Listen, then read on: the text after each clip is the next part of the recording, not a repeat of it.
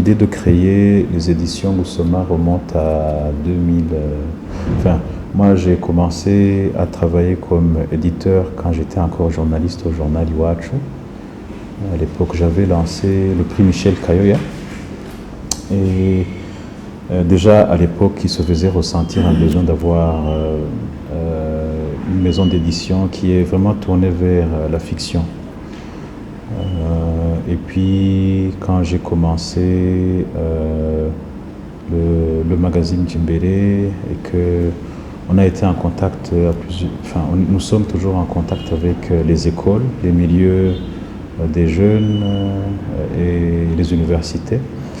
Et l'un des grands besoins qui se pose, c'est d'avoir justement une édition qui puisse permettre l'éclosion du talent littéraire, vraiment dans la dimension de création et d'innovation, pas dans la production des biographies, parce que ça, même d'autres maisons d'édition le font. Et donc c'est dans cet objectif-là que nous avons pensé à l'époque avec feu Jimmy Zigiro Elvis, qui malheureusement n'est plus. Nous avons pensé il y a 5 ans la création d'une maison d'édition qui viendrait travailler sur ces aspects-là et qui participerait à professionnaliser le milieu du livre au Burundi, le secteur du livre. Et nous avons formellement mis en place les éditions fin 2021. Et donc depuis, nous sommes actifs, nous essayons de faire des choses et vous avez que même je vous le disais tout à l'heure, votre médium m'a contacté à plusieurs reprises pour que nous puissions avoir une discussion sur le sujet. Mais je ne me sentais pas à l'aise parce qu'en fait, il n'y avait rien à vous prouver, rien à vous montrer. Mais 3 ans après, je pense que nous sommes sur une très bonne lancée. Nous sommes heureux, comme vous le voyez, de compter déjà maintenant presque 6 titres qui ont été publiés en 2 ans. Non, moins de 2 ans d'ailleurs. Hein. Moins de 2 ans, parce que c'est une année et demie. Une année et demie, nous avons déjà 6 titres, avec 3 autres qui sont dans le pipeline et qui seront disponibles d'ici janvier. Nous avons une petite équipe, c'est vrai, mais nous sommes contents aussi que cette petite équipe puisse être efficace. Bien évidemment, le secteur du livre au Burundi manque un cadre légal d'épanouissement, il manque des ressources humaines, il manque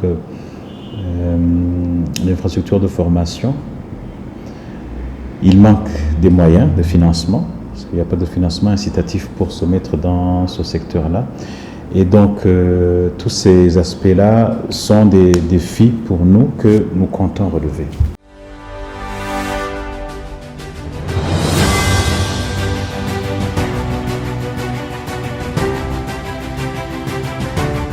Je pense que c'est de notre responsabilité justement d'apporter un certain nombre d'éclaircissements sur le travail éditorial. L'édition, en principe, c'est dans 2 sens. Soit vous avez une édition à compte d'auteur, donc l'auteur apporte de l'argent, paie, et grâce à ce paiement, il peut payer, ou alors il peut trouver un financier ou un mécène qui lui paie. Et donc la maison d'édition reçoit le paiement pour produire une œuvre. Ou alors nous avons une édition à compte d'éditeur. C'est-à-dire que c'est l'éditeur qui, avec ses moyens, parvient à détecter un talent ou parvient à détecter un ouvrage qu'il estime être intéressant sur le marché et qui finance en fait ce travail de rédaction. Alors, comme le secteur de la culture n'est pas financé au Burundi, en tout cas il est extrêmement sous-financé, les éditions Gusoma n'ont pas encore assez de muscles financiers pour opérer une édition à compte d'éditeur. Donc ça va nous prendre un peu de temps, mais nous y arriverons. J'espère que d'ici 2 ans, nous serons capables de produire au moins 4 livres par année que nous finançons nous-mêmes. C'est ça l'objectif. Parce que nous ne pouvons pas passer des années, des années. Moi, je suis dans le secteur du livre et du journalisme depuis 16 ans. Depuis 2007, avec la mise en place de la politique culturelle du Burundi, parmi l'une des grandes recommandations de cette politique-là figure justement l'investissement et l'accompagnement du secteur du livre. À l'époque, c'était beaucoup plus mettre en avant les concours de lecture, financer les éditions, financer la sortie des livres et tout ça. Malheureusement, ça ne s'est pas fait sur ces 16 ans. Donc, si ça ne se fait pas sur les 16 ans, il faut se dire que ça ne va pas se faire peut-être aussi sur les 16 prochaines années. Donc, il faut que nous, qui sommes sensibles à ces aspects-là, nous mettions à l'œuvre. Et moi, je suis confiant que d'ici 2 ans, nous serons capables de financer des auteurs. Ça, c'est le premier point. Le deuxième point, il consiste pour nous à créer de l'appétit au niveau du public pour le fait littéraire. Cela passe par l'organisation des activités, comme les activités comme la campagne Chulijambo, qui, on l'espère, sera une campagne annuelle qui va revenir chaque année. Cela passe par l'organisation des foires littéraires, cela passe par l'organisation des concours littéraires, cela passe par l'organisation de faire en sorte que celui qui se lance dans ce secteur-là sente que, en y allant, ce n'est pas du temps perdu. Et ce n'est pas simplement une question d'affichage social pour dire « Ah, je suis écrivain, j'ai déjà pu… » Non, non, non, on y va parce qu'on peut gagner sa vie avec, parce qu'on peut avoir une reconnaissance sociale avec, parce qu'on peut avoir une reconnaissance professionnelle avec, ainsi de suite. Et ça, c'est tout un processus. C'est pourquoi nous tenons à ce que les activités des éditions Goussoma associent le plus largement possible ceux qui s'intéressent à la littérature, le monde académique, les médias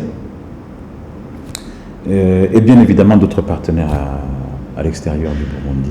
Donc par rapport à votre question, pourquoi est-ce que c'est nous qui allons vers les auteurs? C'est parce que simplement pour le moment, les gens ne savent pas que nous existons. Et même si nous disions que nous existions, si ils nous posaient, ils nous soumettaient leurs attentes, nous ne sommes pas capables de répondre à ces attentes parce que nous n'avons pas de moyens. Enfin, de moyens pour permettre de pouvoir financer l'impression, l'édition, la mise en page de l'impression, la visibilité des ouvrages. Mais nous travaillons à ces aspects-là, créer des conditions d'autofinancement qui nous permettent d'être capables de publier 4 auteurs que nous décidons de publier. Pas que nous avons eu un financement, je ne sais pas quoi. Non, non, non, nous avons notre propre argent. Pour vous donner une petite indication, si l'on s'en tenait au taux officiel, parce que nous n'imprimons pas ici, nous imprimons en Ouganda, ce qui nous permet d'avoir des ouvrages de bonne qualité quand même, hein, parce que quand vous regardez ce que nous avons ici déjà, ça vous permet de voir de bonnes choses. Déjà, ça c'est imprimé en Ouganda, c'est très bien fait, parce qu'ils ont des machines, les coûts d'impression sont bas, mais leur facturation est en devise. Donc si on établit le coût moyen de production d'un livre,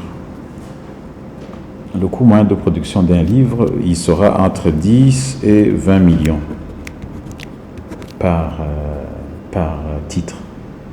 Là, on est à, disons, entre 300 et 400 exemplaires, n'est-ce pas?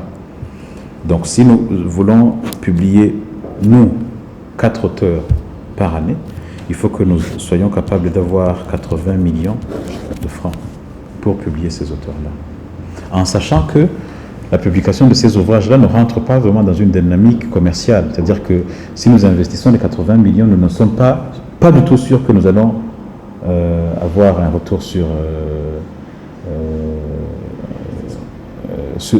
investissement. On ne sera pas capable de vendre 1200 exemplaires pour rembourser les 80 millions. Mais comme nous savons que c'est un processus et que tout processus suppose des investissements à perte, nous devons nous préparer pour ça. C'est ça la passion pour la littérature.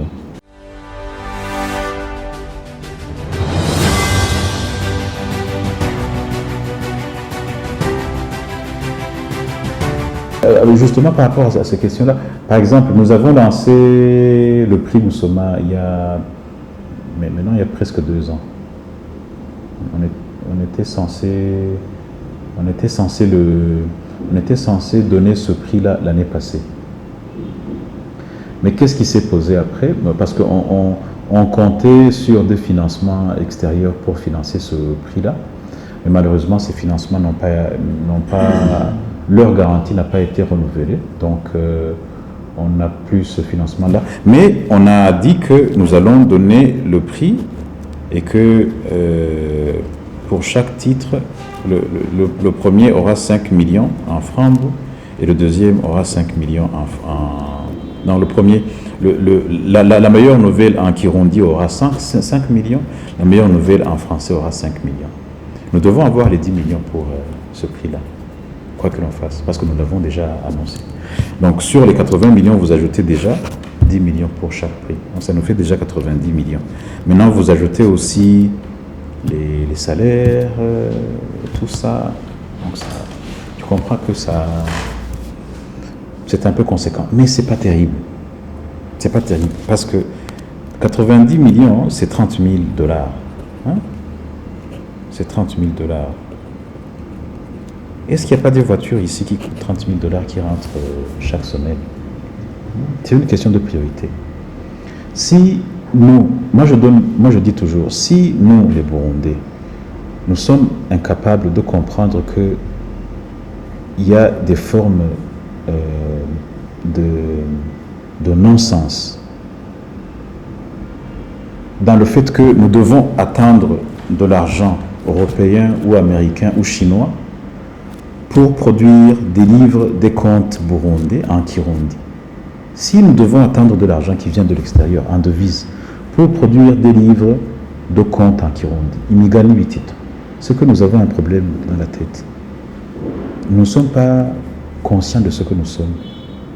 Donc il faut travailler sur ça. Il faut accepter de perdre cet argent, de mettre dans la culture, de faire en sorte que la riche tradition orale qui est en train d'évoluer, de se perdre, de se distordre justement au contact d'autres cultures, il faut être capable de l'accueillir, de la préserver, de l'enrichir, de la transformer, de la mettre sur les réseaux sociaux, de la mettre sur YouTube. Tout ça, ça demande des financements et c'est à nous de le faire. Toutes les grandes cultures, enfin toutes les courants culturels qui nous influencent, surtout nous en Afrique, sont le fait en grande partie de l'œuvre des mécènes, c'est-à-dire des gens qui ont eu de l'argent et qui à un certain moment décident de financer des artistes dans leur pays. Et ces financements, ces fonds qui sont investis dans la culture ont généré des courants architecturaux, des courants littéraires, la musique, je ne sais pas, la danse, ainsi de suite, ainsi de suite. Nous devons aussi être capables de dire, ok, sur, je ne sais pas moi, 100 francs que nous sommes parvenus à avoir, parce que nous faisons de la publicité, parce que nous faisons ça, ça et ça, nous allons prendre 5 francs pour investir dans la culture. C'est douloureux, parce que si tu mets de l'argent là-dedans, tu ne vas pas avoir le retour sur investissement. Si tu mets 5 francs, tu ne vas pas avoir 5 francs en retour. Ça va demander du temps. Le temps que les gens comprennent que culture, c'est lié au tourisme, c'est lié à l'économie, c'est lié à l'innovation digitale. Tout ça, c'est peut-être 10 ans, 20 ans, mais il faut qu'on commence, il faut qu'on s'y mette.